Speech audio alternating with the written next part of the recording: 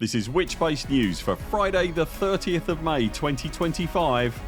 I'm Commander Burr.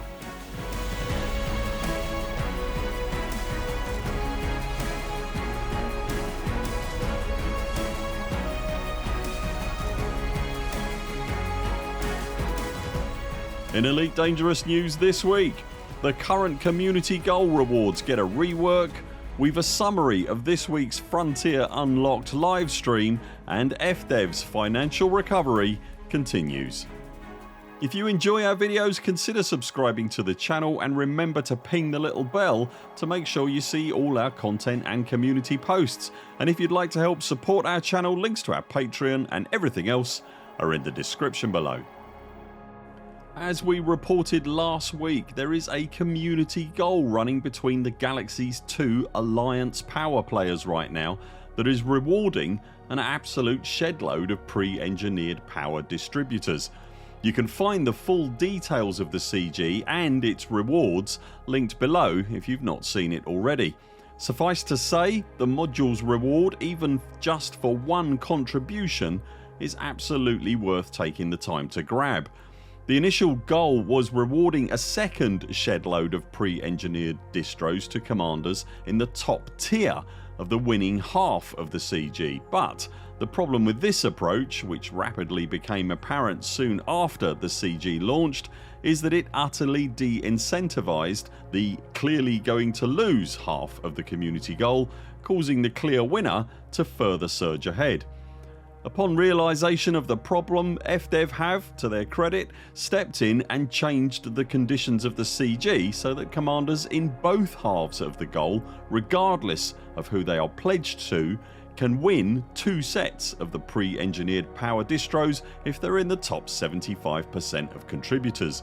So if early days you've done your delivery and then walked away thinking you had no chance of gaining a second set, it's definitely worth revisiting, especially if you'd contributed to Nakato Kane, who had a House of Cards chance in an earthquake of winning, and therefore has a very small share of the total 13,000 plus contributors to the overall CG as a result.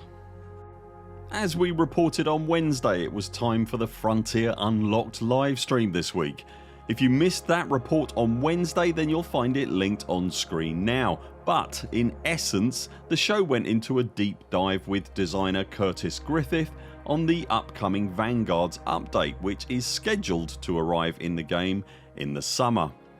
Vanguards is, in essence, a ground up reworking of the largely featureless squadron system and looks to be aiming to bring squadrons to much closer to where it should have been when the system first launched back in 2018 as part of the Beyond series of updates. As well as a complete UI overhaul to the squadron's front end, Vanguards will introduce better in-squadron communication tools, leadership definable gameplay perks for belonging to a squadron, a squadron logo creator tool and ship decal, more granularity for ranks within the squadron, and a huge squadron owned and run fleet carrier that not only serves as a base of operations but also houses the new squadron bank, which can house commodities, on-foot materials, credits and unengineered ships. The next Frontier Unlocked will feature more details on the much anticipated Panther Clipper Mark II, and if Frontier follow the established cadence, it will air on Wednesday the 25th of June. The stream also marked the final on-stream appearance of FDEV's Head of Community PR and Communication, Arthur Tolmie, who, as we reported previously, is leaving the company in July. There is however still one last chance to catch Arthur before he departs, as he's being interviewed on next week's Lave Radio podcast on Tuesday the 3rd of June, and you'll find all the links to catch that interview either live or after the event in the description below this video. Frontier Developments issued a trading update to the London stock market this week, essentially giving investors a brief heads up on how the company is performing versus market expectations before the release of their full year results, which are due out in a couple of weeks from now. This is important to us as players as it gives an insight into how the company is doing as a whole and in turn what that might mean specifically for Elite Dangerous. The good news is that in this financial year, which runs from the 1st of June 2024 to the 31st of May 2025, Frontier has indicated that their anticipated revenue is projected to be in the order of around £90 million. They will also be delivering a stronger than expected profit and higher cash position, all surpassing the company's earlier forecasts for the period. This is obviously extremely positive news for the company given their recent and well documented financial woes, but the increase has to obviously be taken in context with everything that has come before. As an example, the graph you can see on screen now shows the share price performance of Frontier since the share price slide really started to take hold back in the autumn of 2022. The major dips you can see here are almost all related to where the company failed to reach financial expectations on profit and earnings, and if they are ever to reach the heady heights they were at before, they have a hell of a climb before them. A climb that is littered with underperforming Formula 1 simulators and the absolute tankosaurus that was Warhammer Age of Sigmar Realms of Ruin.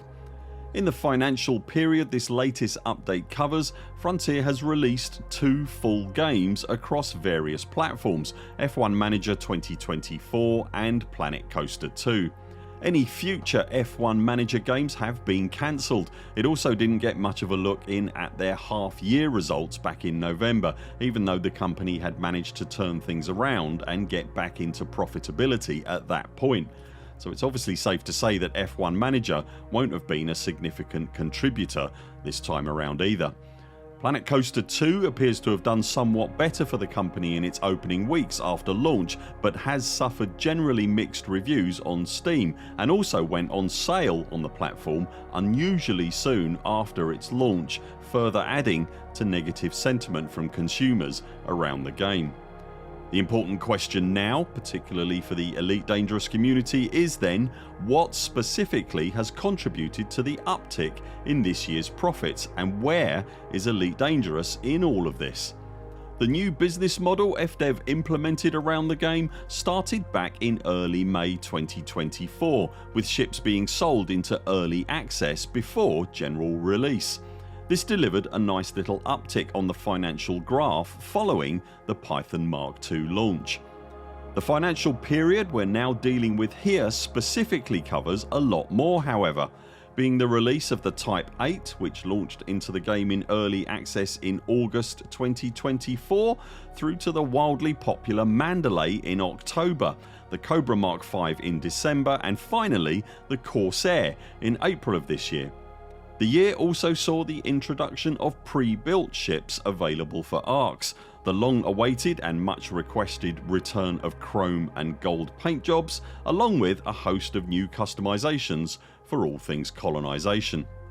We're obviously now keen to understand and see just how much Elite Dangerous has moved the needle on the current positive FDEV update, with the new business model really taking hold during this period.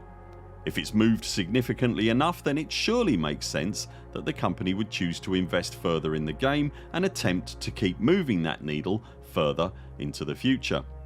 Off the back of the update, the share price saw a healthy jump this week, some positive press reporting, and ultimately, as a publicly traded company, this is what speaks to the boardroom at Frontier and motivates them to do more. So if Elite has been a significantly contributing factor, then that should give us as players more stuff to look forward to and for a longer amount of time into the future. As I mentioned at the top of this piece, the details of the report will be released on Wednesday the 11th of June, and we'll see at that point if the road to financial recovery for Frontier is indeed paved with starships. As soon as we have a handle on it, we will of course bring it to you right here. Are you planning on jumping back into the community goal? What did you think of the Vanguard's presentation this week, and will you be catching Arthur's last hurrah on Lave Radio next week? Let us know in the comments below. That's it for now. Thanks very much for watching. We'll be back later this week with more videos. Until then, 07 Commanders, follow the greens on the way out and do keep clear of the toast rack. We very much look forward to seeing you next time.